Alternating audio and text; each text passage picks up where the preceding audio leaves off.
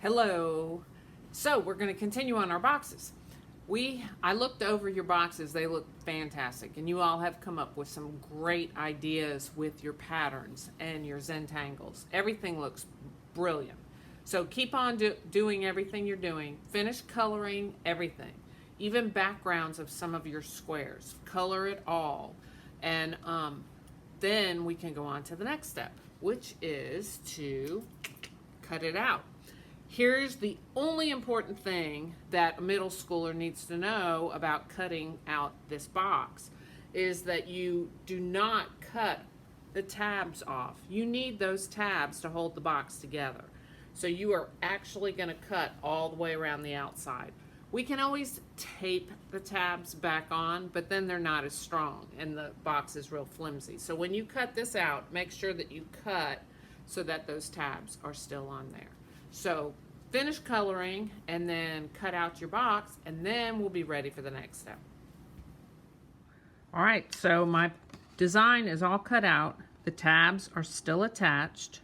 All right, that black line is thick enough that you should be able to really cut neatly on the black line. Don't cut into your box and don't leave big white spaces on the outside. Really work on cutting along that line. At your age, you should be able to do that. So now it's time to fold it, which seems simple enough. But wait a minute. There is an art to folding paper, believe it or not. So a lot of times, if there's a line, then we just kind of fold the paper up and all life is good. But if you'll notice, it's not on the line.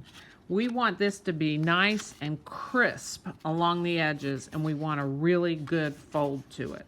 All right, also sometimes I just get things like this where it's not really folded all the way.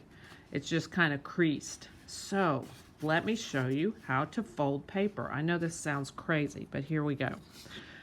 You're going to pinch on that line exactly on one side.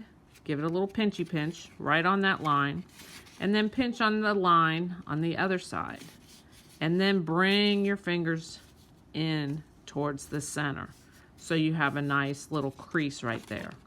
Now, even though that's folded pretty well, there is still some more we can do to it.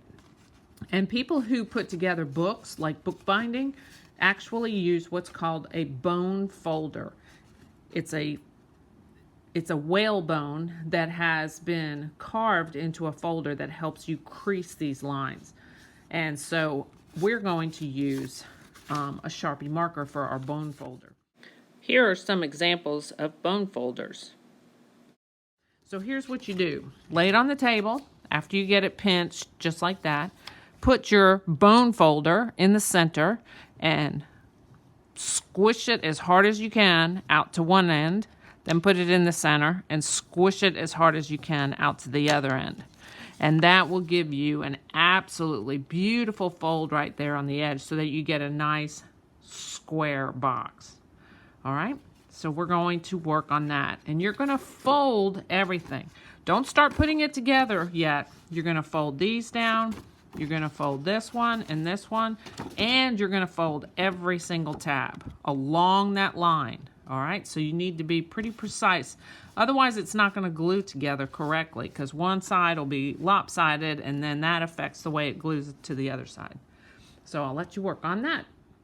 Okay, so I have it all folded up, even the tabs. Now you'll notice that the tabs are really stuck down, and so there'd be no way they could glue together. That's okay, just pull them back out. They'll be good. And it's all a nice, clean, crisp fold all over. You can kind of see how that's going to go together already, okay? For bone folders, I've used pencils before and then found I was pretty saddened in that the yellow paint on the pencil will come off on my artwork. So that's why I really like Sharpie markers. The other thing is the Sharpie marker kind of has this curve to it, so it makes it super nice to use as a bone folder. I've also been in a place where I haven't had either one, any kind of tool to use, and I'll fold paper with the back of my thumbnail.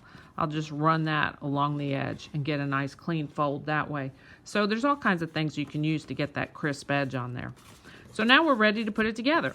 We are going to use tacky glue instead of the Elmer's glue, because Elmer's glue is so watered down nowadays that it just doesn't serve the purpose that we want. And so this will be thicker and it'll dry a little bit faster, and it's going to do what we want. So here's the deal. Glue down one tab at a time. Don't just throw glue all over the whole thing. Just do it one at a time. Take your time. So right along here, I'm just going to put a little thin line of glue. Not too much on there, just a little bit. If it's dripping off, then you have really going to have a problem. And you just take these two edges and put them together. And while the glue is still wet, you can see how you can slide it back and forth. So you're going to slide it right up to that line. I even put my fingers there so I can feel where that edge is, because I don't want it to go over the line either.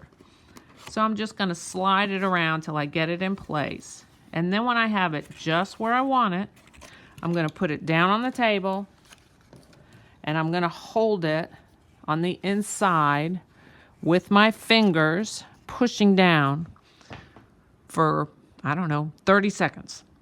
Just make sure that you really hold it down there, because we don't want it to slide around while you're doing the next one.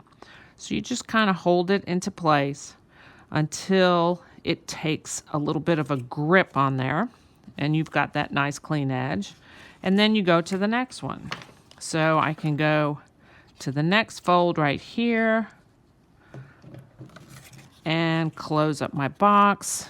Let me slide it around, get it right into place. There we go. And then hold it into place. Okay, so you can kind of see how this is all going to work. You're going to get all these tabs and sides glued down until the very last one. And then I'll show you how to work on that one, because that, of course, is going to be hard because you can't get your hand inside. So let's work on that.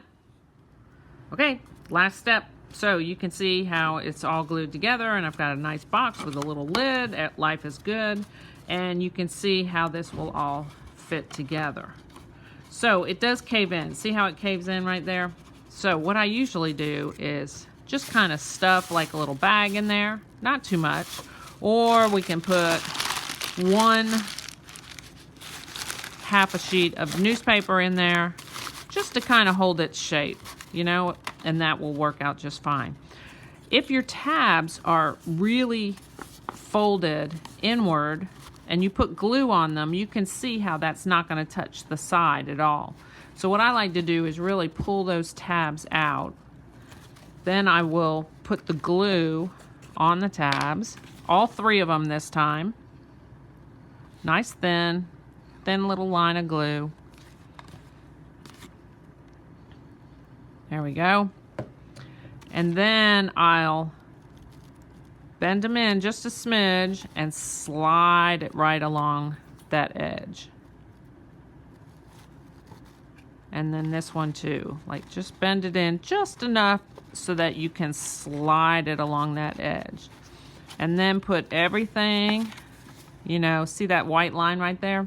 I'm gonna smush it down so that disappears all the way around. And you're just gonna have to hold it. You just sit there for maybe 2 or 3 minutes, holding it really good so that you can make sure that all those little edges are kind of touching and taking hold.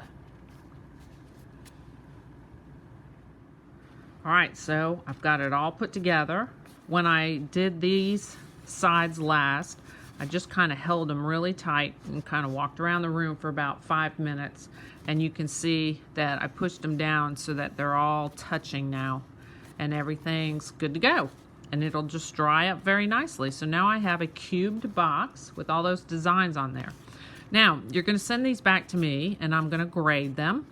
But here's the problem. Your names are cut off now. So what I want you to do is put your initials in some little discreet place. I'll find it. Like, you know, I might put my initials right there. I'll put a little J and a little D, and that's good. Okay?